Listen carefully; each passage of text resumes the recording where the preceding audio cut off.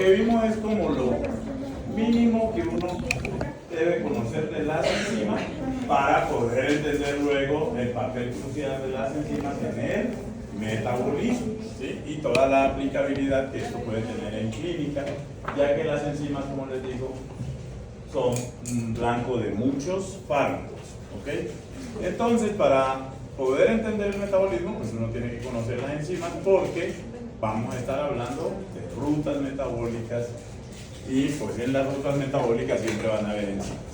Eso que tenemos allí es el mapa metabólico de una célula en general. Entonces ese mapa metabólico, como ustedes pueden ver, se puede equiparar. Los que hayan tenido la posibilidad de ir a ciudades grandotas con un sistema de metro como Nueva York o Chicago, o a ciudades europeas, yo las europeas no las conozco, o sea que no se puede hablar mucho de eso, pero siempre en una ciudad grande que tenga una red de transporte público, esa red de transporte público es compleja, ¿cierto? Pues uno puede ir a la universidad, el mío, pues es la red de transporte público del mío, y es más o menos, no es así tan complejo como esto, pero más o menos, ¿no es cierto? Entonces hay rutas. Entonces aquí miren, por ejemplo, miren esta azul, entonces esto aquí sería universidades, y de aquí para acá uno coge la T31 y sigue por la T31 y llega hasta acá.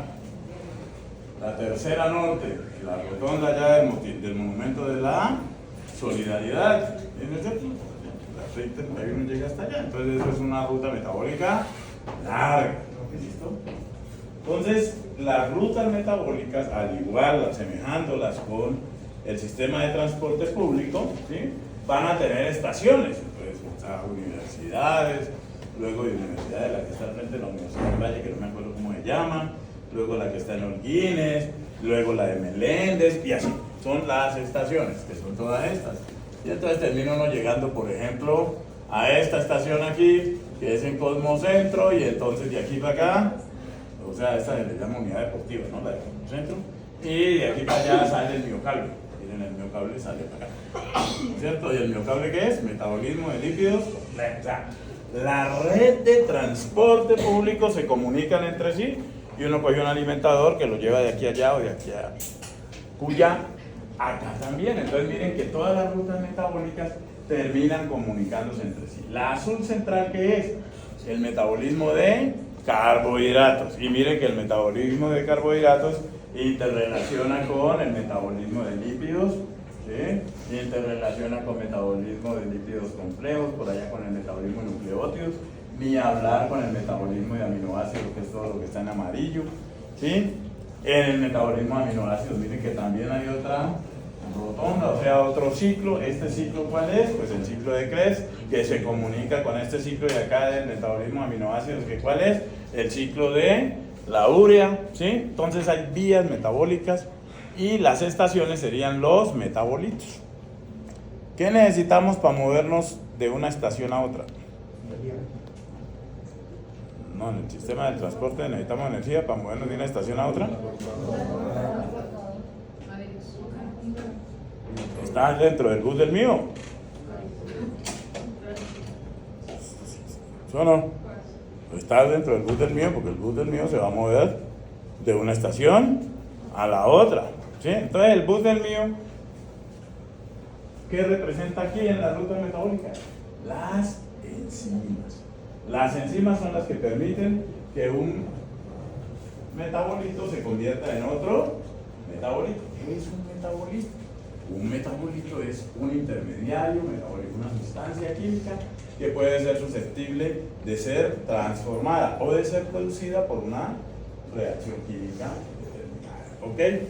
Entonces lo que vamos a ver nosotros pues es básicamente casi todo esto, no todo, pero sí vamos a ver gran parte de estas rutas metabólicas. Obviamente por acá no nos vamos a meter, porque acuérdense que esto no lo hacemos nosotros, esto lo hacen plantas, bacterias, nosotros no podemos hacer ni por encima de los factores, pero por acá vamos a estar trasegando. Entonces ese mapa metabólico es para que lo tengan presente.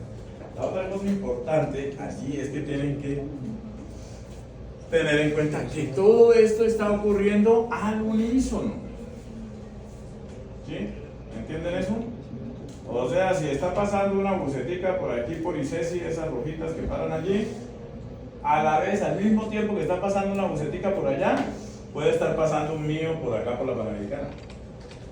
¿Sí? Esas cosas están pasando al mismo tiempo. O sea, el metabolismo de carbohidratos, el metabolismo de líquidos, el metabolismo de aminoácidos, el metabolismo de base nitrogenada está ocurriendo al tiempo. Lastimosamente, no hemos podido diseñar todavía el método para poderlos ver al tiempo, que sería genial.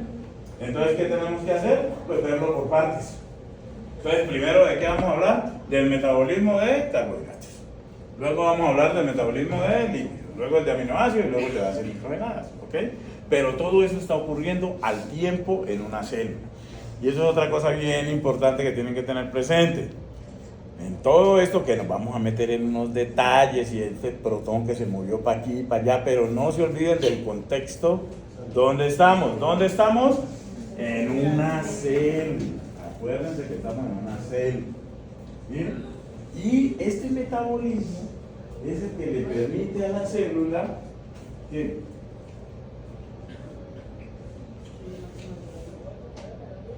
¿qué le permite el metabolismo a la célula?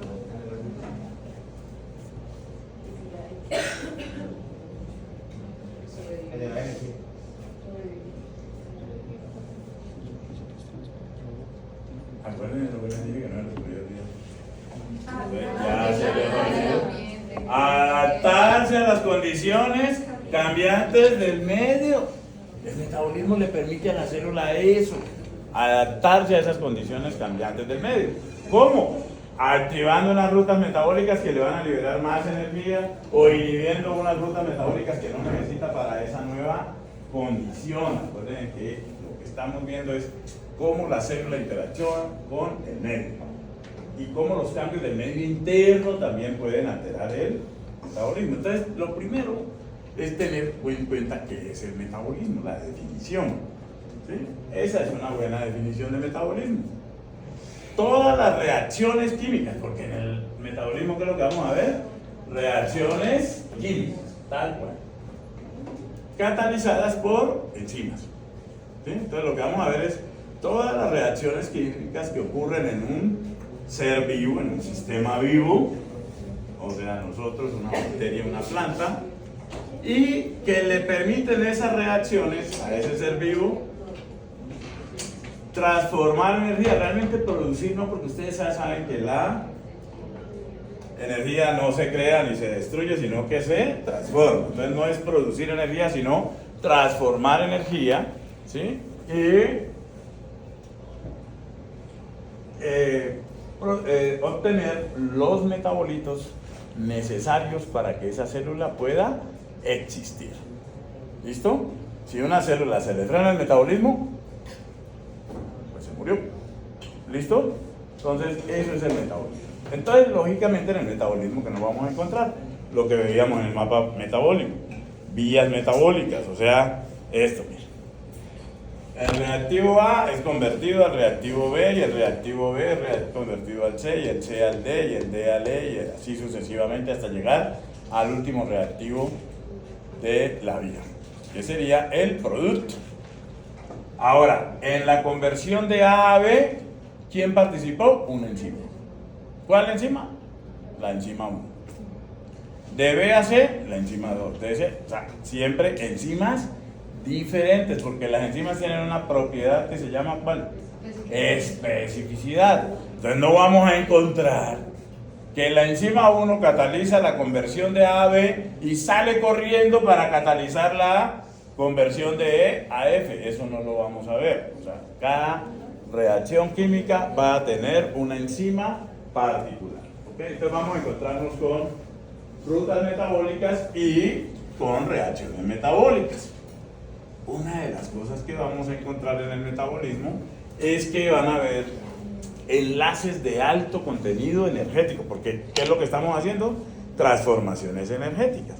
Entonces, ¿cuáles son los enlaces de alto contenido energético principalmente? Pues los enlaces carbono-carbono, carbono-hidrógeno. En un enlace carbono-carbono, cuando se rompe, se libera mucha energía, en un enlace carbono-hidrógeno también. Entonces, esa energía de esos enlaces la tenemos que poner de forma utilizable por la célula. Hagan de cuenta que la energía de los enlaces carbono-carbono son yuanes. ¿Conocen los yuanes? Yuanes. La moneda china. La de Japón son los yenes. ¿Listo? Y si a ustedes les dan para el sostenimiento diario, les dieron 100 yuanes. Entonces, ¿ustedes qué hacen? ¿Les botan? Pero son yuanes. ¿Con eso van y compran a la cafetería central o qué?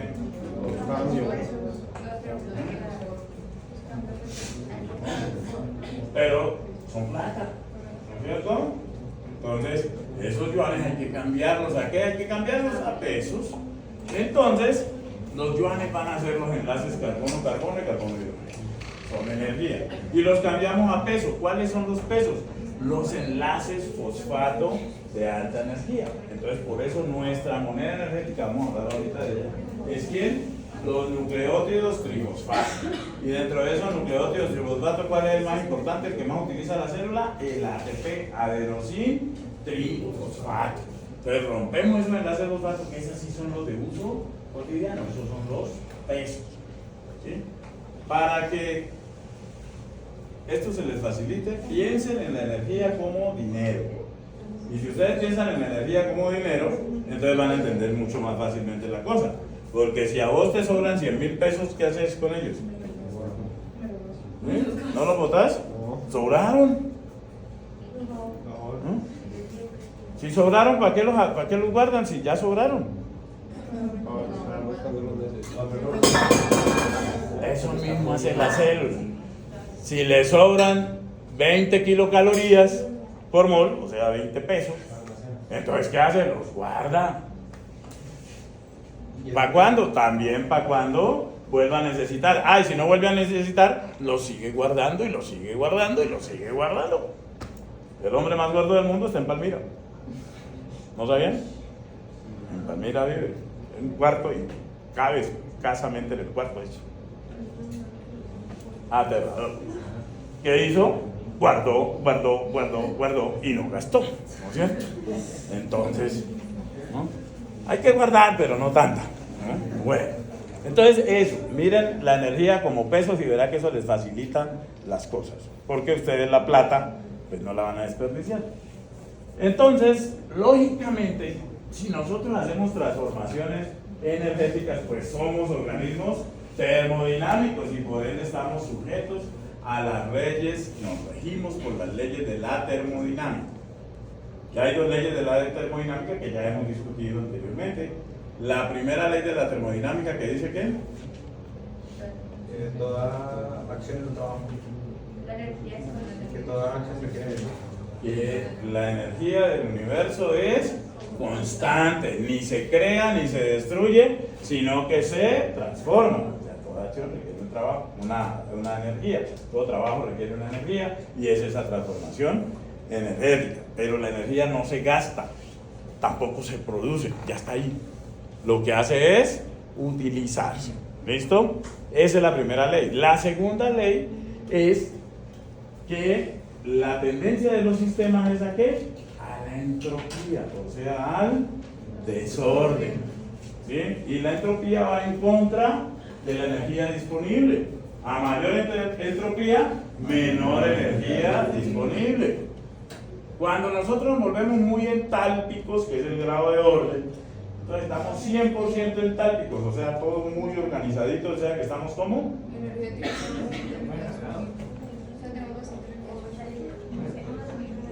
repito.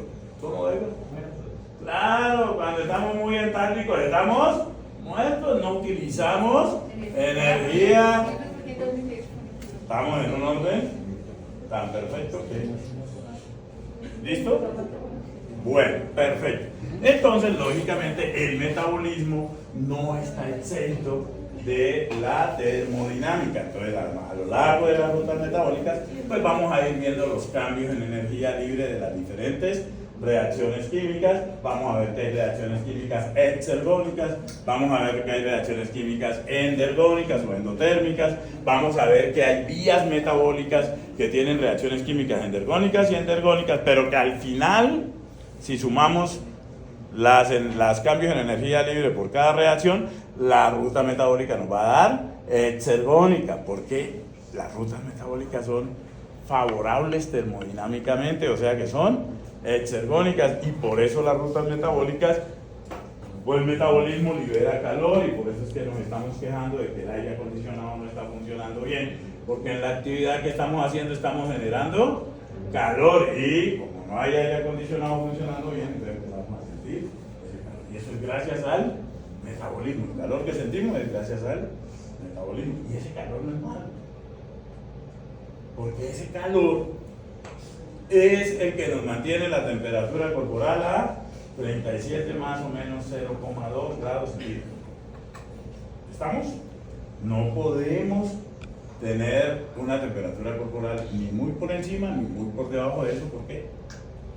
Entonces el metabolismo nos mantiene la temperatura corporal. Por eso tenemos un metabolismo muy activo, y por eso somos animales de sangre caliente. O sea que cuando nosotros utilizamos energía y hay una energía que no utilizamos, ¿cierto? Esa es la que se convierte en forma de calor. Cuando hacemos una transformación energética, entonces por ejemplo aquí, al romper ese enlace hubo una transformación energética. ¿Sí? Más o menos el 60%, 60-70% de la energía que se liberó allí se puede transformar a una energía de un enlace fosfato. Pero hay un 30-40% de esa energía que se liberó ahí que se transforma en calor. ¿Listo? Y el calor, pues eso no está yendo en contra de la ley de la termodinámica. ¿Por qué?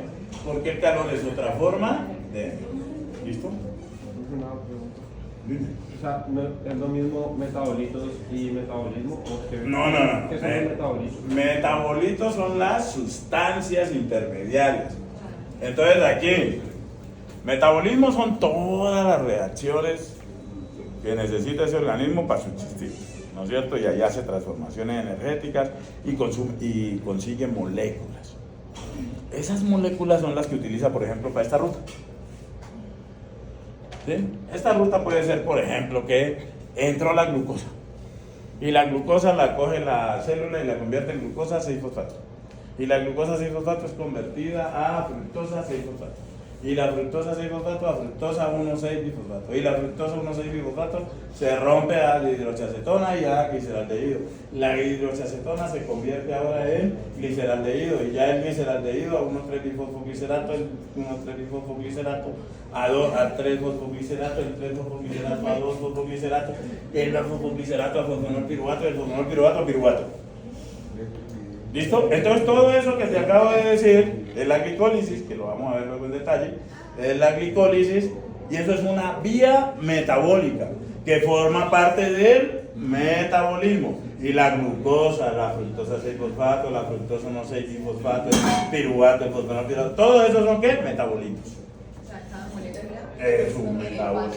El paso a paso es un intermediario metabólico, también le decimos.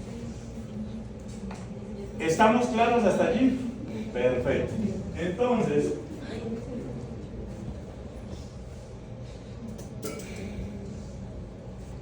bueno, algunos conceptos entonces que ya los hemos estado tocando. Metabolismo, entonces, la red de reacciones químicas que lleva un organismo vivo a cabo para poder subsistir. Metabolito, las moléculas pequeñas intermediarias, tanto en las reacciones de degradación como de biosíntesis. Reacciones catabólicas. Resulta que el metabolismo tiene tres caras. ¿Listo? La primera cara del metabolismo se le llama catabolismo. ¿Y el catabolismo de qué se trata? Se trata de agarrar moléculas grandes, proteínas, polisacáridos, triglicéridos, moléculas grandes. ¿Y en el catabolismo qué va a hacer? Por reacciones químicas, entonces, catalizadas por enzimas, se van a ir fraccionando a moléculas más pequeñas. Y puede ser que esas más pequeñas también se fraccionen todavía a moléculas más pequeñas. Toda esa degradación, degradación aquí es rompimiento, fraccionamiento de las moléculas. A eso es lo que le vamos a llamar catabolismo. ¿Listo? Entonces, como resultado del catabolismo, ¿qué vamos a tener? Pues vamos a tener en primer lugar moléculas pequeñas. Y esta, si la pudiéramos partir, está una más pequeña. Y además de eso, ¿qué vamos a tener? ¿Qué fue lo que hice para convertir el señalador en marcadores? ¿Qué tuve que hacer? No, el señalador convertirlo en marcadores. ¿Qué tuve que hacer? ¿Cómo hago para el señalador convertirlo en marcadores? ¿Cómo hago? ¿Qué tengo que hacerle al señalador para convertirlo en marcadores? De romperlos de aquí. Eso es lo que tengo que hacer. ¿O no? ¿Y entonces qué hice ahí? ¿Qué fue lo que rompí? Enlaces. Romper enlaces. Entonces en el catabolismo, ¿qué se rompen? Enlaces. Ustedes matan el tigre y se asustan con la piel. Entonces, se rompen enlaces. Si se rompe un enlace, ¿qué pasa? Se libera energía. O sea que el otro fin del catabolismo, ¿cuál es? Liberar energía y se obtienen moléculas pequeñas. ¿Listo? Pero resulta que nosotros necesitamos hacer nuestras propias sustancias. Al almuerzo se comieron un pedazo de carne de red, de cerdo, de pollo, lo que sea, el animal que se hayan comido a la hora. Incluso lo que hicieron. Comieron carne y comieron un pedazo de animal. ¿Listo? La miosina de la vaca es igual a la miosina humana. ¿Por qué no? Sí. ¿Es la misma? ¿La miosina de la vaca es igual a la miosina humana? Sí, la misma.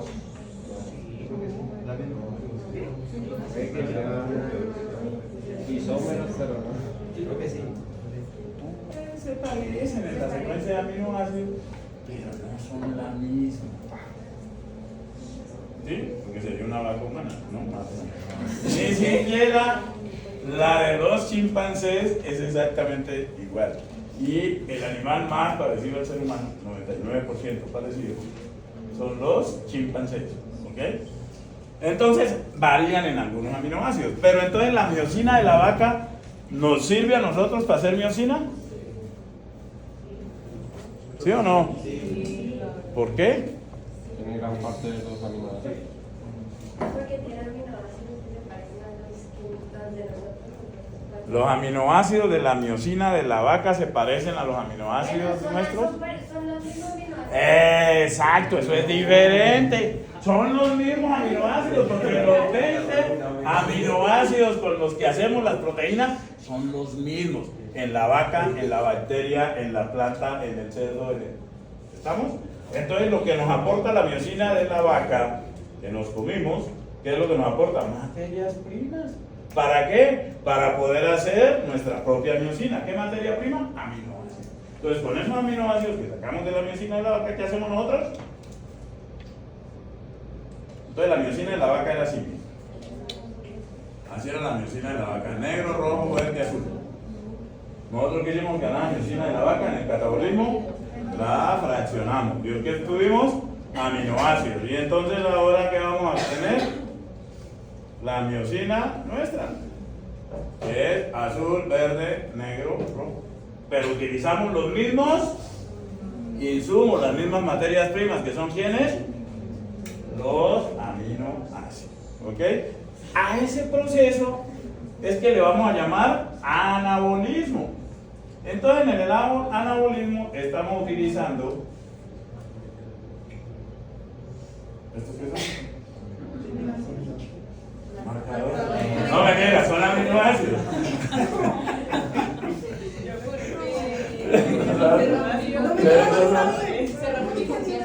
Estos son aminoácidos. Sí, el aminoácido. Para que despertaran. Estos son aminoácidos. Entonces, ¿de dónde sacamos estos aminoácidos? De la miosina de la vaca. Rompimos enlaces. Ojo, que cuando rompimos enlaces de la miosina de la vaca, liberamos energía. Tengan eso ahí presente. Ahora, ¿qué vamos a hacer con los aminoácidos? Esto, vamos a armar la miosina nuestra. ¿Sí? Y entonces, ¿qué es lo que estoy haciendo ahí? ¿Qué acabé de hacer? ¿Y qué hice? Vamos a volver a sintetizarla. ¿Qué hice ahí? ¿Qué hice? ¿Qué hice? Vuelve y juega. Formar enlaces, claro, formar enlaces. Y si yo formo un enlace, ¿qué necesito? Energía. Entonces miren lo bonito del cuento. El catabolismo libera energía y moléculas pequeñas. Y el anabolismo coge las moléculas pequeñas y la energía del catabolismo y arma moléculas grandes. ¿Cuáles moléculas grandes? Las propias. ¿Sí? ¿La idea cuál es? Que haya un equilibrio perfecto entre anabolismo y catabolismo. No sucede siempre así. Entonces, ¿qué características tiene el anabolismo y el catabolismo? Miren, el catabolismo es un proceso degradativo en el sentido de que vamos fragmentando las moléculas. Además de eso, en el catabolismo, como se rompen enlaces, entonces se producen procesos de oxidación, ¿sí? Además, como se rompen enlaces, se libera energía, o sea que es un proceso exergónico. Además de eso, pues ya lo vimos, se hacen moléculas más pequeñas a partir de moléculas grandes y se van a liberar electrones. ¿Y por qué se liberan electrones? Pues porque se rompen enlaces. Y esos electrones entonces van a quedar en manos ¿de quién? De las sustancias reductoras, las sustancias transportadoras de electrones, que son ¿quiénes? NADH, FADH2, ¿no? Y el NADPH. Esas son las sustancias reductores. Ellas reciben los electrones. Antes de recibir los electrones, ¿cómo estaban? Oxidadas, o sea que estaban con el NADH, ¿cómo estaba? Como NAD. Recibió el par de electrones y se convirtió en NADH. ¿Listo? Entonces el catabolismo nos produce sustancias reductoras. Ahora, ¿qué sucede? ¿Qué pasa en el anabolismo? El anabolismo es todo lo contrario. Es un proceso biosintético. Acá síntesis no es resumir algo, acá síntesis es hacer algo, crear algo, ¿no es cierto? Entonces, si vamos a hacer un proceso de síntesis o biosíntesis, que el término correcto sería biosíntesis, porque es en un ser vivo, entonces ahí necesitamos electrones, o sea que la biosíntesis es un proceso reductor, ¿no es cierto? ¿Quién aporta esos electrones? Básicamente el NADPH. NADH casi no. Vamos a ver una que otra reacción por ahí, pero el aportante siempre de electrones en el anabolismo es el NADPH. Casi siempre, pues aquí en ciencia pues no hay siempre. Ahora, como es reductor, pues requiere energía, o sea que el anabolismo es endergónico. Lo ideal es entonces que la energía que se libera en el catabolismo se consuma en el anabolismo. Esa es la situación ideal, pero ustedes saben que lo ideal no existe. ¿No es cierto? Existe lo real. Y lo real es que a veces consumimos más energía de la que necesitamos. ¿Se acuerdan que la energía qué es? ¿Qué es lo que es la energía? ¿Qué dijimos que era la energía? La moneda. ¡Plata! ¿Y ustedes van a perder plata? No, entonces, si hay un exceso de energía, ¿qué hacen? ¿Un exceso de plata, qué hacen? Toquen a los costados y aquí están las cuentas de ahorro de energía. Están esas cuenticas. Unos tienen unas cuenticas con saldo casi en rojo y otros tienen unas cuentas. Yo tengo mis cuentas llenas, ¿no es cierto? Entonces, esa es la energía. Ahí guardamos la energía en el cielo. ¿Y para qué la guardamos? Como dijeron por ahí ahora, para cuando necesitemos. ¿Sí? ¿Han oído la historia de la Biblia de José? La época de las vacas gordas y de las vacas flacas. Entonces, cuando hay abundancia, se guarda. ¿Para qué? Para cuando las cosas falten. Esa misma filosofía tienen las células.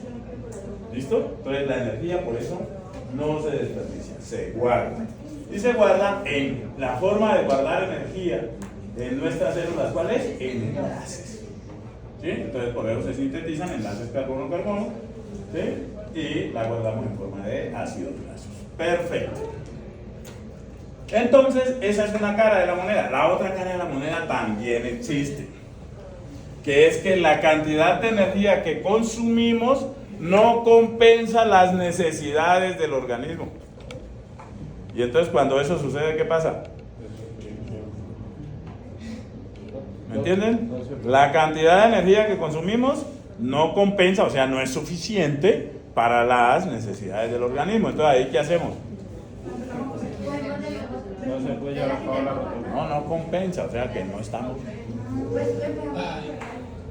Empezamos a coger la que tenemos guardada y cuando se acaba esa, La siguiente entonces ahí es cuando la cosa se pone crítica y empezamos a echarle mano a las proteínas. Literal, nos autocomemos. Empezamos a comernos las proteínas del músculo y eso es lo que llamamos desnutrición. ¿Sí?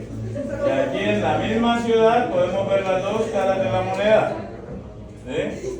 Las personas desnutridas y las personas obesas, ¿cierto? Entonces, esas cosas existen y eso les va a dar de comer porque les va a tocar tanto atender personas obesas que trae problemas eso o personas desnutridas que también eso trae problemas y es una descompensación entre catabolismo y anabolismo. Perfecto.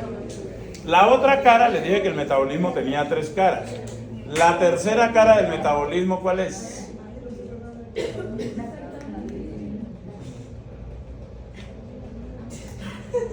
Están como alborotadas, ¿qué pasó? ¿Ah? ¿Sí? Tienen un metabolismo acelerado hoy estas mujeres, ¿o la? ¿Ah? ¿Ah, sí? Quedaron metabólicamente activas, ¿no? Bueno. Entonces la tercera cara del metabolismo ya son 2 caras, anabolismo, catabolismo. La tercera es que hay rutas metabólicas que participan tanto en procesos anabólicos como en procesos catabólicos. Entonces a esas rutas metabólicas se les conoce como rutas de dualidad, ¿sí? Anfibólicas. O sea, la tercera cara es el anfibólico. Vamos a ver varias rutas metabólicas que son anfibólicas. Por ejemplo, el ciclo de Krebs, la glicólisis, sirven tanto en procesos de degradación como en procesos de formación de moléculas. Ok, entonces, ¿qué hacemos con la energía que consumimos? Todo lo que consumimos en los alimentos, entonces lo vamos a utilizar catabólicamente para producir biomoléculas. O sea, producimos las moléculas pequeñas, aminoácidos, monosacáridos, y con eso construimos las moléculas grandes. Pero además al resto de las moléculas que consumimos en los alimentos las vamos a utilizar ¿para qué? Para sacar energía. La energía que estamos utilizando en este momento para poder estar haciendo esta actividad. Porque en el momento en que dejamos de transformar energía, ¿qué pasa? No morimos. Exactamente. Entonces siempre estamos transformando energía. Por eso el estado natural de ustedes es hambre. ¿Y por qué mantienen siempre con hambre? La edad en la que están. Tienen, digamos que ustedes, el promedio de edad aquí debería de ser más o menos unos 19 años, por ahí, 17. ¿Sí?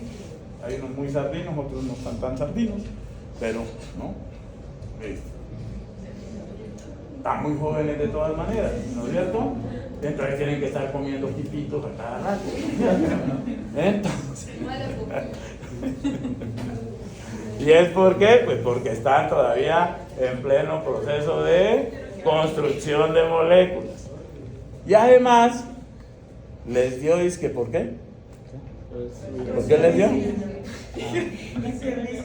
Por ponerse a estudiar medicina. Entonces, peor todavía, pues, porque entonces los requerimientos energéticos van a ser mayores. ¿Ok? Bueno, entonces,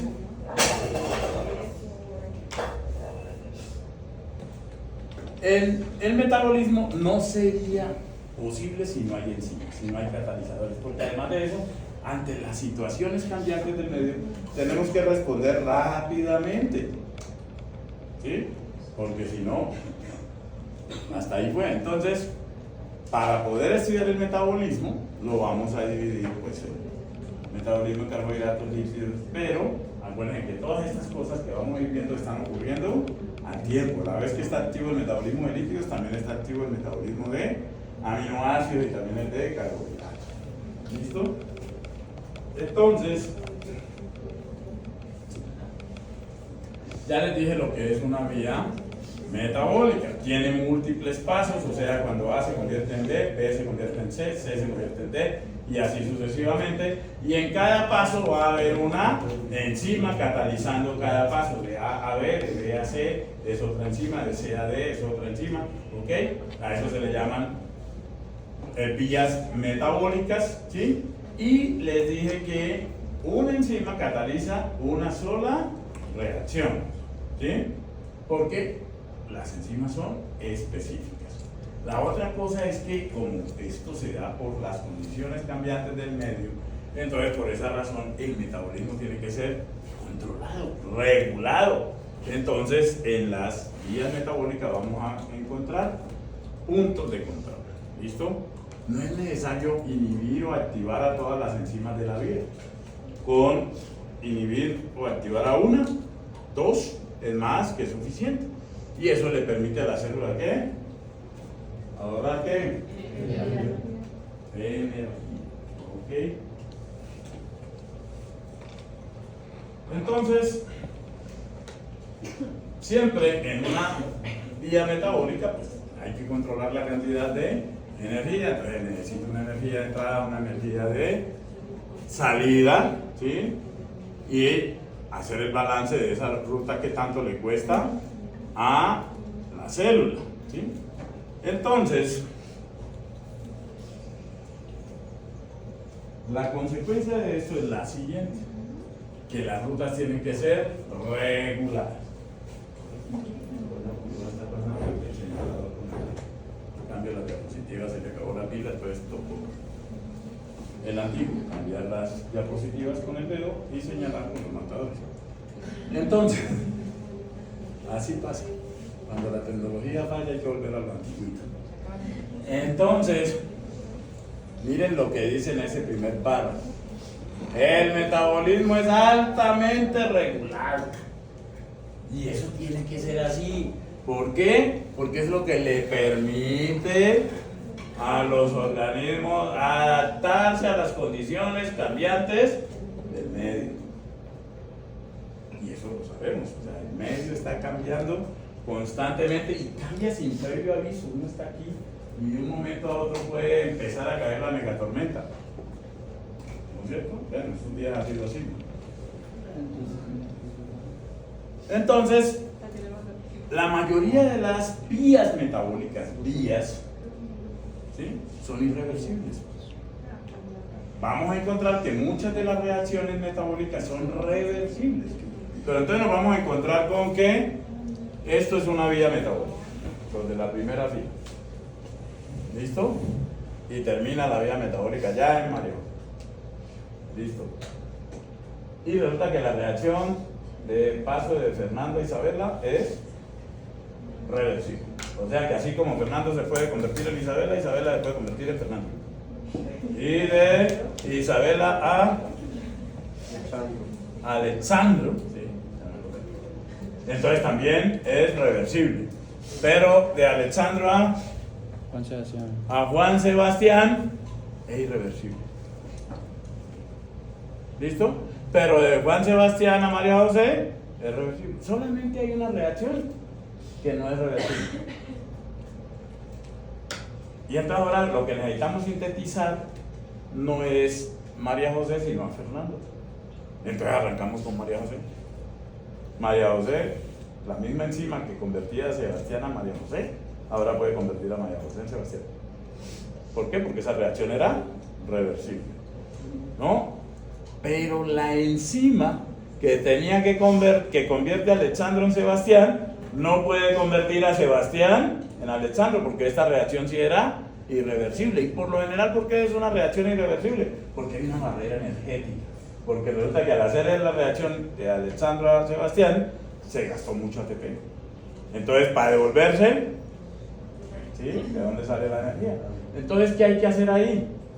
Pues hay que utilizar otra enzima que haga esa misma reacción, pero es otra enzima. Entonces, a pesar de que esa vía metabólica tiene muchas reacciones reversibles, ¿sí? La vía por una sola reacción que es irreversible, ahora la vía es irreversible.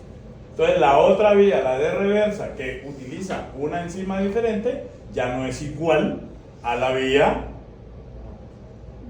que les había dicho inicialmente, por el solo hecho de que cambie una enzima. Si cambian dos, pues peor, y si cambian tres, ni hablar. Entonces, por eso, la mayoría de las reacciones de las vías metabólicas son irreversibles. ¿Y es por qué? Porque a veces hay que cambiar una enzima porque hay barreras energéticas.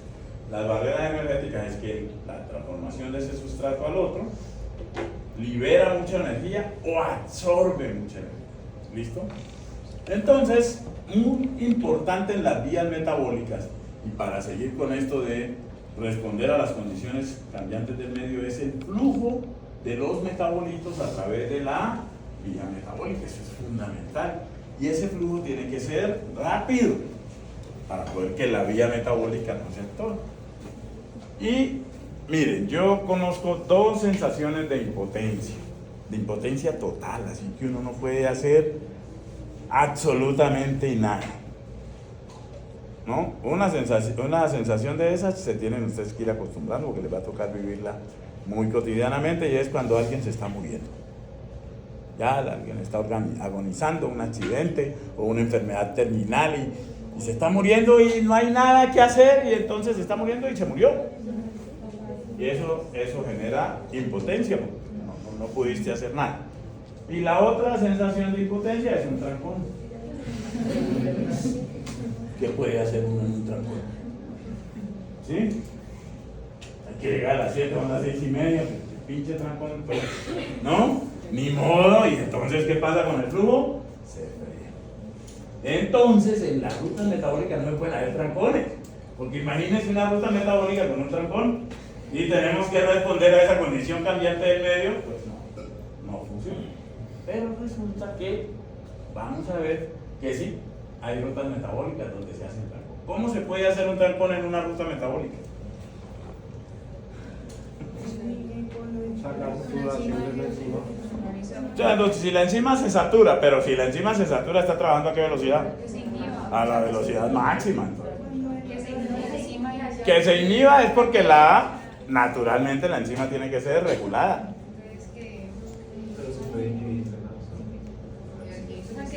Se puede inhibir por un fármaco, bueno, también puede ser, pero naturalmente, ¿cómo se puede formar un trancón?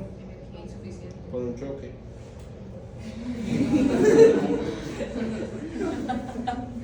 Metabólico, Alexander. Siempre es por choque de motos, tranquilo. Naturalmente, ¿cómo se puede producir un trancón? Porque la enzima se dañó, la enzima está dañada, la enzima no funciona, se quedó dormida, y entonces resulta que la célula, esta es la ruta metabólica que funciona bien, y entonces la célula tiene su ruta metabólica así. Entonces A se convierte en B por la enzima 1, B se convierte en C por la enzima 2, C se convierte en D por la enzima 3.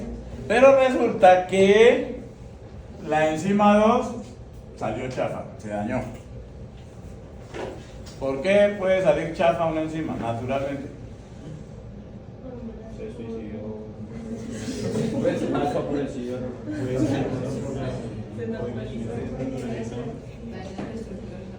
Naturalmente. ¿Ah? Mutaciones. Claro, mutaciones, porque las enzimas que son proteínas, y entonces si ocurre una mutación en la enzima, en el gen de la enzima que nos va a salir nos sale anormal, y esa enzima anormal entonces no tiene esa capacidad de catálisis, y entonces esta enzima Normalmente cuando ella funcionaba, en una célula que ella funciona bien, la célula, si esta está funcionando, se produce B y la célula B, ve a B. Si esta está funcionando, la célula B a B, pues no lo ve. ¿Por qué no lo ve? Porque B se produce y así como se produce, se gasta en condiciones normales cuando E2 está funcionando. O sea que se produjo B, ya se convirtió en C. ¿Ok? O sea, la célula no está muy en contacto con B porque así como se produce, se gasta. Ahora, cuando E2 no está funcionando, ¿qué pasa? B ya no se puede transformar en C. ¿Y entonces qué pasa con B? Empieza a acumularse. No se devuelve, no, porque esta señora sigue haciendo su trabajo, porque ella no tiene problemas, la E1. Pero B empieza a acumularse. Entonces la célula dice, ay, pero yo hace días no lo veía. Y entonces, y llega más, y llega más, y entonces ya la célula se preocupa, porque entonces, ¿qué hace la célula? No, pues lo mete por acá a otra ruta metabólica. Por lo general, cuando hace eso, ese B termina convertido en un producto tóxico. Y eso no es bueno para la célula. ¿Sí? Además de eso, ¿qué va a pasar? Como no se está produciendo C, entonces disminuye C, disminuye D, disminuye E. Y todos estos se necesitaban para otras cosas, y entonces todas estas otras cosas, vean, eso ocurre, y lo vamos a ver a lo largo del curso. Vamos a ver que para todas las rutas metabólicas normales se han detectado enzimas que fallan, y todas esas mutaciones, son enfermedades genéticas, sí constituyen lo que llamamos los errores innatos del metabolismo, y se dan por eso, y terminan afectando el funcionamiento de todo el cuerpo. Pues vamos a ir viendo el metabolismo de carbohidratos. Por ejemplo, vamos a hablar de la galactosemia, de la fructosemia, que es cuando funciona, el metabolismo de aminoácidos, todas las aminoacidopatías, el metabolismo de lípidos, también hay alteraciones de las rutas metabólicas. ¿Okay? Entonces, todo eso también lo vamos a ir. Entonces, el flujo en la vía metabólica es fundamental por eso, porque ¿de qué depende el flujo? De que haya la suficiente cantidad de sustratos, de que los productos a los que se han convertido esos sustratos sean removidos, que es lo que les estoy diciendo, y de las actividades enzimáticas, o sea, que las enzimas estén funcionando bien. ¿Listo? Ok, o si no se arma el trancón. ¿A qué nivel se va a regular el metabolismo? Bueno, eso ya lo sabemos porque ya lo vimos en regulación de la actividad enzimática. ¿A quién es que se regula en el metabolismo? A las enzimas. Entonces, ¿cuáles son los mecanismos de regulación de la vía enzimática? Pues los mismos mecanismos de regulación de las enzimas que ya vimos: regulación directa por inhibición, regulación covalente o no covalente, o sea, alosterismo, movilización covalente, inhibición competitiva. Regulación externa vía comunicación, o sea, una hormona que trae el informe, se activa esta ruta, se inhibe esta ruta, que ya también lo hablamos. O regulación a nivel genético. ¿Listo? Esos son los tres. Eso ya los vimos cuando hablamos de mecanismos de regulación de la actividad. Entonces, la regulación directa, ya hablamos de esto y vimos un ejemplo de retroinhibición. ¿No es cierto que ya vimos un ejemplo de retroinhibición en enzimas? CTP. ¿Sí? CTP. El CTP que inhibe a quién? A la ATCasa. A la aspartato transcarbamilasa. Eso es retroinhibición. ¿Y es que? Alosterismo. Acuérdense que el aspartato transcarbamilasa, que la estudió ¿quién? Kantrovich, ¿no es cierto? Esa enzima se ajusta ¿a cuál modelo? ¿Era monodiana o colandiana? Monodiana, se ajusta al modelo de monodia, ahí vimos el L y todas las cosas, ¿no es cierto? La monodiana. Entonces, eso es alosterismo. Y eso vamos a encontrar muchos casos de retroinhibición, o sea, que para que vayan familiarizando, es el principal mecanismo de regulación. Pero también vamos a encontrar son 2 o 3 casitos que nos vamos a encontrar por ahí, que se llama La traducción sería algo como activación hacia adelante. Se lo voy a explicar para que me lo entiendan, porque con las palabras no queda como muy claro. ¿Cómo haría eso? Entonces, la primera enzima transforma este sustrato en este producto. Y entonces, ¿qué pasa con este producto? Si se produjeron 10 moléculas, las otras 8 siguen la ruta metabólica y 2 se saltan 3 enzimas o 4 enzimas.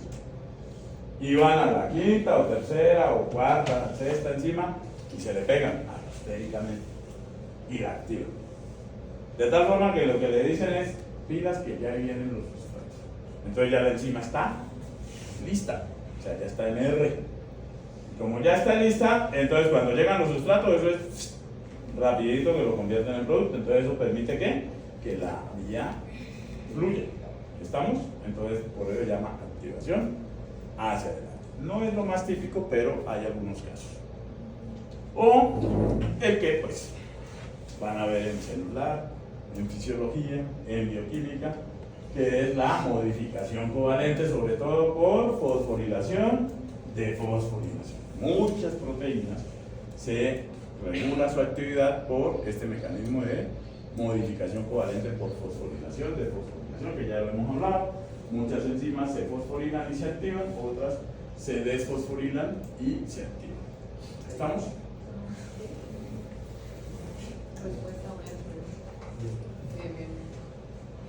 Bueno, entonces, ¿qué es lo que se busca en una ruta metabólica? Catabólica, por ejemplo, que es partir de una molécula grande, glucosa 6 carbonos, y llegar a una molécula pequeña, piruvato 3 carbonos. En el proceso, que ocurrieron 10 reacciones, ¿sí? Se van rompiendo enlaces. Como resultado de eso, se generan nuevos metabolitos y además de eso, ¿qué pasa? Se libera energía, porque se rompen los enlaces carbónicos. El producto final de una ruta metabólica no necesariamente ya es el producto de desecho y de salida, ¿no? Ese producto puede entrar a otra ruta metabólica, que es el caso que vamos a ver, por ejemplo, con el piruvato y con otros metabolitos. Entonces el piruvato puede pasar a ser acetil-CoA y darle pie entonces a que arranque ¿qué? El ciclo de Krebs. ¿Sí? Entonces, o el piruvato puede ser convertido a lactato, depende de las condiciones de la célula. ¿Sí? Y entonces este sí puede ser ya el producto final. Entonces, un metabolito puede servir para activar otra ruta. Una cosa muy importante entonces en el metabolismo es la energía que tienen que tener las moléculas. Las moléculas tienen que tener una cierta cantidad de energía para poder reaccionar. Si no tienen esa energía, va a ser muy difícil que reaccionen. A esa energía que va a activar la molécula, cuando le ponemos esa energía, decimos que la molécula se activa. ¿Sí? Le vamos a dar esa energía a la molécula a través de ¿qué? De enlaces fosfatos. Entonces, una molécula que se fosforila, metabolito, entonces, ¿qué quiere decir? Que se activó. Y activar lo que quiere decir que le ponemos energía. Cuando algo tiene mucha energía, ese algo es muy ¿qué? Inestable. Y si es muy inestable, es mucho más susceptible de que reaccione. Entonces, por eso hay que activar a los metabolitos. Se puede hacer con enlaces fosfato o en el caso particular de los acil-CoA, que se hace con enlaces enlaces dioéster, perdón, que es con azufre, ¿sí? Porque les decía de las acil-CoA, se hacen enlaces dioéster. Un enlace dioéster tiene la misma energía que tiene el tercer enlace fosfato de ATP. Entonces, ¿cuál es la moneda energética de las células? Entonces, la moneda energética que utilizan nuestras células son los NTPs. ¿Qué quiere decir NTPs? Nucleótidos trifosfato. Y tenemos dos tipos de nucleótidos trifosfatos. Los deoxirribonucleótidos trifosfato. ¿Han oído hablar de ellos? ¿Sí? ¿Pero oyeron hablar nomás así? ¿Para qué sirven los deoxirribonucleótidos trifosfato?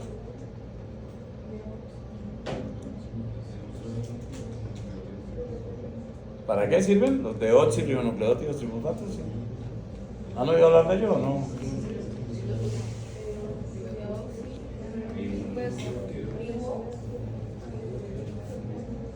Deoxirribonucleótidos trifosfatos, ¿esos para qué sirven? Claro, son con los que se construye el ADN. ¿Sí? Y lo necesitamos trifosfato. Entonces la célula, ¿qué hace con los deoxirribonucleótidos trifosfatos? ¿Los va a utilizar para dar una reaccioncita que necesita energía?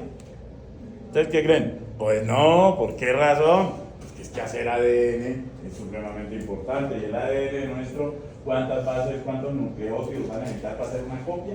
Necesita 6.600 millones de deoxirribonucleótidos trifosfatos. Porque el ADN, ¿cuántas pares de bases tiene? 3.300 millones de pares de bases. Y hay que hacer las dos cadenas, entonces son 6.600 millones de deoxirribonucleótidos. No los va a utilizar la célula para que hagan aporte de energía. Pero tienen la capacidad, digamos, energética de aportar energía.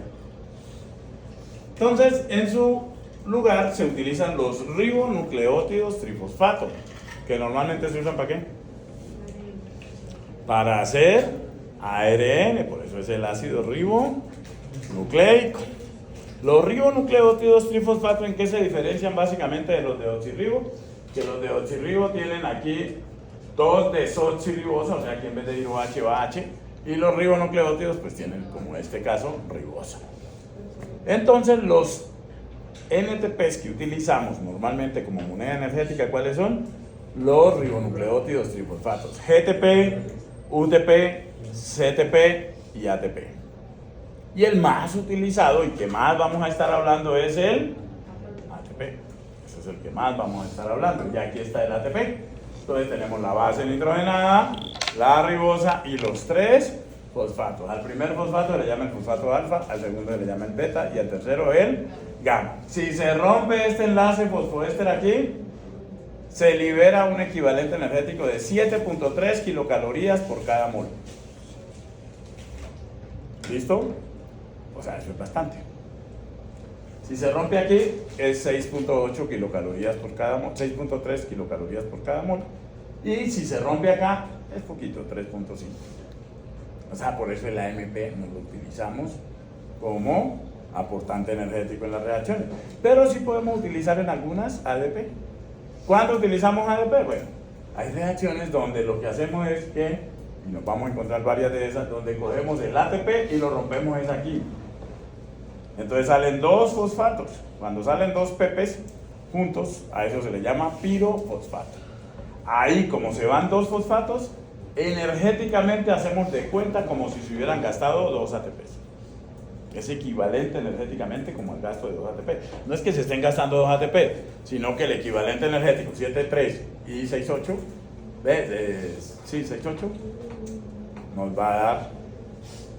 ¿Estamos? Entonces, a veces vamos a encontrar esas reacciones. Ahora, la moneda energética va a ser el ATP, ¿por qué razón? O los nucleótidos trifosfato, ¿por qué razón? Por unas características que ya les voy a decir. Bueno, aquí mismo las digo. Miren que el ATP, ¿cuántas cargas negativas tiene versus el ADP?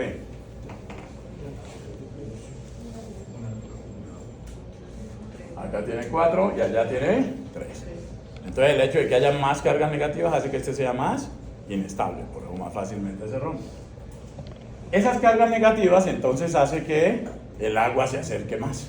Entonces, ¿cuál de los dos va a estar más solvatado, o sea, más rodeado de moléculas de agua? Este. Como este tiene 3 oxígenos cargados y ese apenas tiene 2, entonces el efecto de repulsión de los oxígenos, ¿en dónde es mayor? ¿No es cierto? La resonancia, que son esas líneas punteadas, ya saben que la resonancia se da cuando ¿qué? Esos electrones pi empiezan a moverse en todos los oxígenos, ¿no es cierto? Entonces por eso se pintan así. ¿Cuál de las dos tiene más resonancia? El ATP. Entonces todo eso es lo que hace que el equilibrio trascienda de que el ATP se convierta en ADP, se rompe el tercer fosfato y entonces se libere la energía. Entonces la moneda energética que va a utilizar la célula son los ribonucleótidos trifosfatos, por esa razón. Y dentro de esos ribonucleótidos trifosfato, ¿cuál es el más usado? El ATP, pero no quiere decir que los otros no se usen. Vamos a ver reacciones donde se utiliza GTP o UTP. Bueno, aquí están las características que les dije ahora de por qué el ATP. Y esa es la resonancia del grupo fosfato. Entonces, el ATP, entonces ya dijimos, es sobre nucleótidos trifosfato. En esa hidrólisis de ese tercer fosfato liberan bastante energía. Pero ¿qué creen? No son los que más energía liberan. Hay moléculas que liberan por la hidrólisis del fosfato muchísima más energía que el ATP.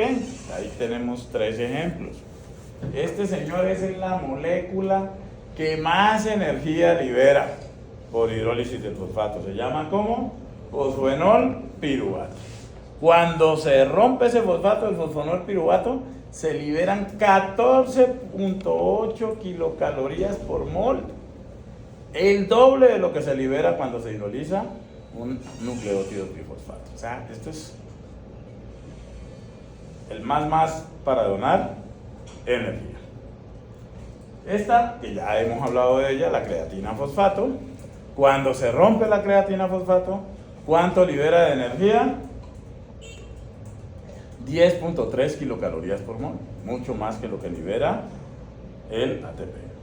Y este, que es el 1,3-bifosfoglicerato, libera 11.8 kilocalorías por cada mol. O sea que miren que estas 3 moléculas, si se hidroliza su fosfato, liberan muchísima más energía que el ATP. La pregunta es, y entonces, si estas son tan buenas, ¿por qué la naturaleza escogió al ATP, o sea, a los nucleótidos trifosfatos? ¿Esta le daría qué? ¿Haría más inestables las reacciones? ¿Por qué?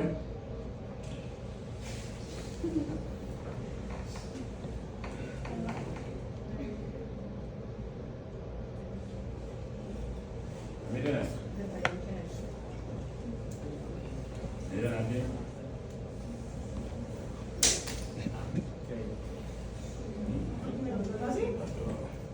¿Sí vieron lo que pasó? ¿Sí vieron lo que pasó?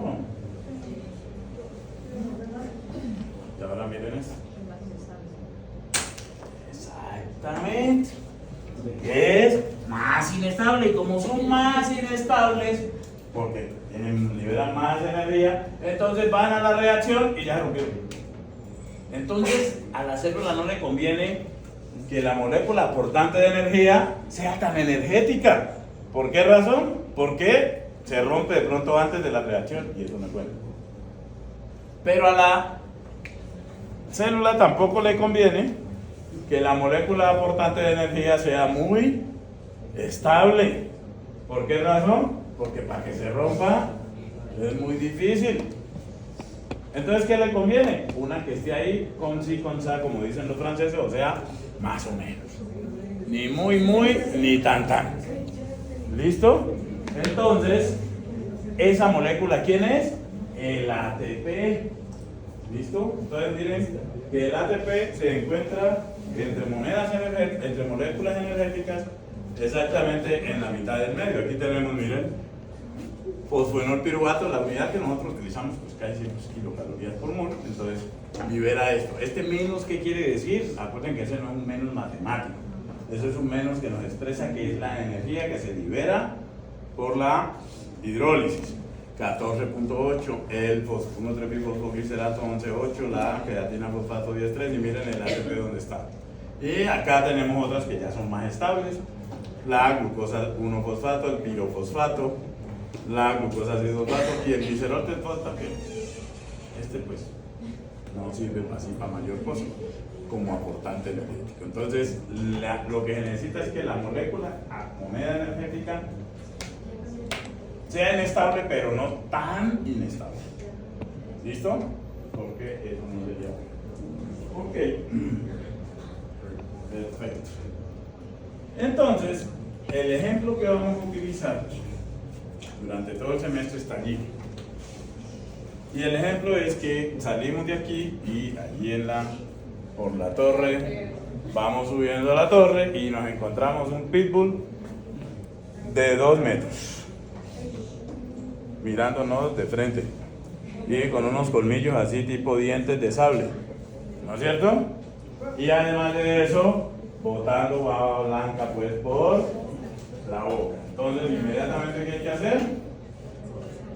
Correr. Sálvese el que pueda, ¿no es cierto? Y arrancamos a correr. Ahí cambió el ambiente. El ambiente cambió. Entonces con un animal de esos de frente, pues eso genera un cambio en el ambiente celular. Y entonces la célula se tiene que adaptar a ese cambio. ¿Cuál es la adaptación de la célula en ese sentido? Más energía para correr. Correr, y para correr necesita ¿qué? Energía. Entonces la célula ¿qué hace inmediatamente? Pues ya ¿dónde saco energía? El ATP que tengo disponible, dice la célula muscular. Resulta que en la célula, curiosamente, ATP casi no hay. ¿Y por qué casi no hay ATP en la célula? Porque así como la célula produce ATP, así mismo lo gasta. O sea que, ¿no?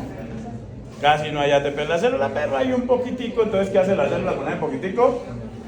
Arranca a correr. Y entonces cuando arranca a correr, eso le sirve para segundos.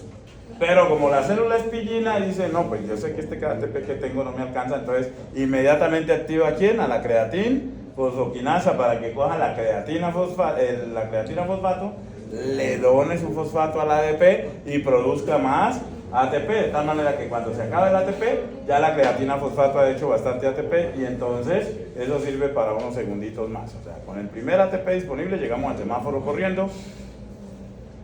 Con el de la creatina fosfato, digamos que llegamos a Prismar, ¿sí? Corriendo rapidísimo, ¿no es cierto? Entonces llegamos a Prismar y el perro sigue atrás. Entonces, como la célula sabe que el perro es pitbull y que está grandote y que los pitbulls son buenos correlones, entonces ¿qué hace la célula? Desde el comienzo empezó el metabolismo anaeróbico, empezó a hacer la glicólisis anaeróbica. Entonces cuando ya vamos por Prismar, ya la glicólisis anaeróbica está produciendo ATP, poquito, pero rápido. Entonces eso sirve para seguir corriendo y llegar por acá a Run Point de Bancolombia. Ya, ¿no es cierto? Con el metabolismo anaeróbico, ese ya alcanza para minutos. Pero si el perro sigue, entonces ya el metabolismo anaeróbico no alcanza. Entonces, ¿qué hizo la célula? Empezó a hacer el metabolismo anaeróbico primero de carbohidratos y luego de lípidos. Y ese sí va a servir, como ustedes ven, ya para horas. ¿Listo? Así es como se va haciendo. Entonces, ¿qué pasa? Hay personas que son fanáticas del gimnasio, ¿no es cierto? Ahorita esa es la moda ahora, todo el mundo está en un gimnasio. ¿No? ¿Esa no es la moda ahora? Todo el mundo está en un gimnasio. Yo por la casa veo y eso hay como 6 gimnasios y todo el mundo anda. A ver, está bien. Es saludable, ¿no es cierto?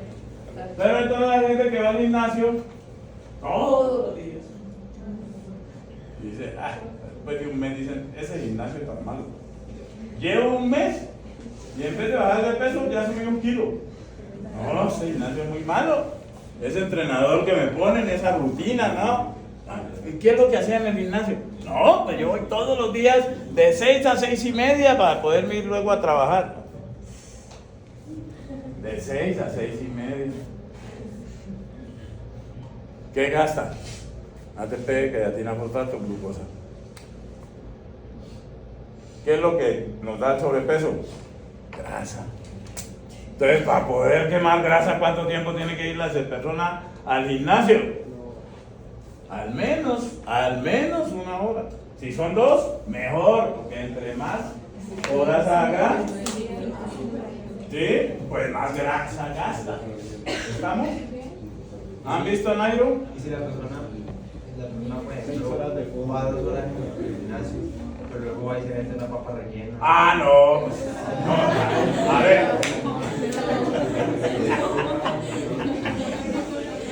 A ver. Esas son cosas incompatibles. Condición sine qua non para ir al gimnasio, cerrar el pico. Definitivamente. O sea, la energía que perdí, no me la. No. Entonces ustedes han visto, por ejemplo, a Nairo y los ciclistas profesionales. ¿A cuál han visto gordo? Uno ve ciclistas panzones, pero los del domingo que salen a obstaculizar el tráfico, pero el resto no ve unos ciclistas panzones, ¿no es cierto? Los profesionales son flaquitos. ¿Por qué? ¿Cuántas horas echa Nairo en esa bicicleta? ¿Gane o pierda la etapa? 6 8. Entonces, la posibilidad que los ciclistas acumulen grasa tienen, pero muy poquitico, el mínimo. ¿Cuántos han jugado béisbol aquí? ¿A cuántos les gusta el béisbol? ¿No han visto partidos de béisbol? ¿Sí? ¿Han visto que los beisbolistas cómo son? ¿Atléticos? Son hasta panzones algunos, ¿no es cierto? Hay que ver. ¿No? ¿Y entonces qué hacen los que vamos al béisbol? ¿Sí? A mí me gusta el béisbol. ¿Sí? Y es un deporte. Está un tipo y el otro a tratar de pegarle a la pelota y todos los demás están ahí. Y digo bien. Y de un momento a otro el del bate le pega la pelota y eso todo el mundo corre para todos lados y uno no sabe qué pasa y uno coge la pelota y el otro se tira y todo eso y cogieron la pelota y otra vez vuelven. ¿No? Entonces, ¿qué pasa en el béisbol?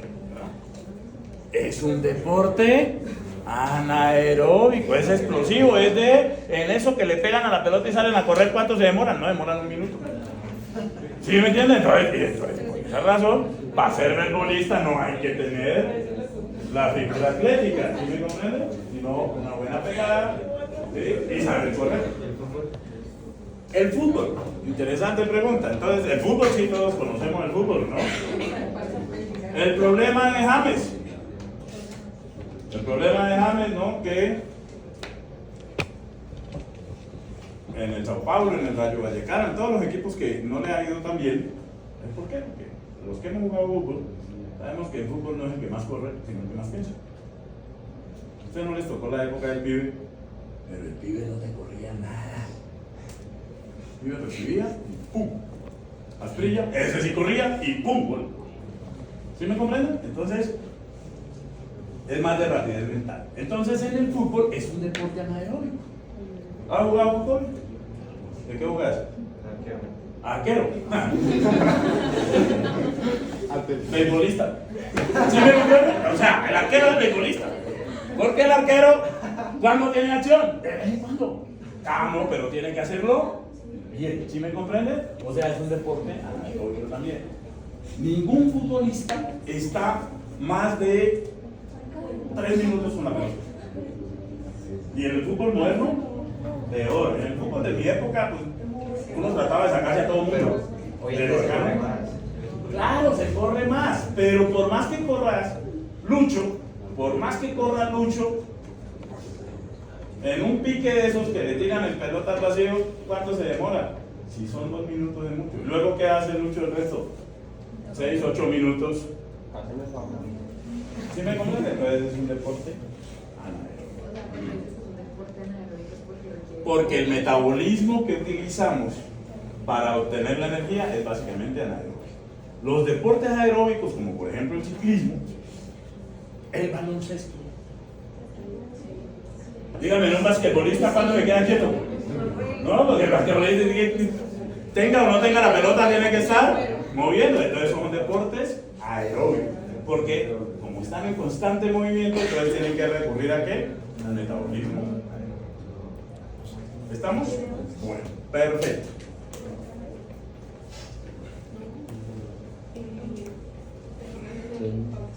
Bueno, para que vamos cerrando por hoy, pues. Qué bueno, hoy no han llorado. O sea, van avanzando. No, hoy no han llorado, ¿eh? Qué bueno, qué interesante.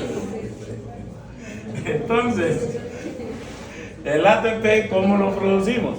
El ATP lo producimos por por oxidación de moléculas. Lo que hacemos en el catabolismo, oxidamos la molécula y producimos ATP, ¿no es cierto? O las plantas, pues que tienen esa gran ventaja sobre nosotros, que pueden hacer fotosíntesis. Nosotros lastimosamente no tenemos esa capacidad. Ahora, ¿qué pasa con ese ATP que producimos? Ese ATP que producimos lo vamos a utilizar en todas estas cosas. Movimientos, señales de transcripción, activación de transportadores, biosíntesis de moléculas, todo eso gastamos. Entonces la idea es que haya un equilibrio entre el ATP que producimos y el ATP que gastamos. ¿De dónde vamos a sacar ATP? Entonces vamos a sacar ATP de las moléculas combustibles. ¿Y cuáles son las moléculas combustibles? Las moléculas que tienen enlaces carbono-carbono o carbono-hidrógeno. Entonces, aquí tenemos los estados de oxidación del carbono. El carbono más reducido es cuando está en forma de metano. Entonces, ¿qué tiene? Enlaces carbono-hidrógeno. Tiene bastante energía porque los enlaces carbono-hidrógeno son covalentes. Pero si empieza a oxidarse, o sea, a perder electrones, o sea, a ganar oxígenos, entonces ya llegamos al metanol. ¿El metanol es buen combustible? Sí, pero produce menos calorías por hidrólisis que el metano. ¿Listo? Y luego llegamos al formaldehído, ¿sí? En este ya está más oxidado porque miren, ya perdió 2 hidrógenos. Entonces este también es buen combustible. De hecho, se puede incendiar fácilmente, es inflamable el formaldehído, el formol, pues. Luego pasamos al ácido fórmico, que utilizan las hormiguitas para guiarse, ¿sí? Este ya tiene menos. Hasta que llegamos al CO2, que es el mayor estado de oxidación del carbono, y cuando el carbono está así en forma de CO2, pues no libera energía, ¿ok? Entonces, las moléculas combustibles, su aporte energético depende de quién, de los enlaces carbono-carbono y carbono-hidrógeno. Y con esta cerramos. Entonces, ¿cuáles son las moléculas combustibles? En este orden de importancia: carbohidratos, ácidos grasos y, por último, aminoácidos, que les echamos mano ¿cuándo? Cuando la cosa se complica. ¿Sí? Entonces, listo. Hasta aquí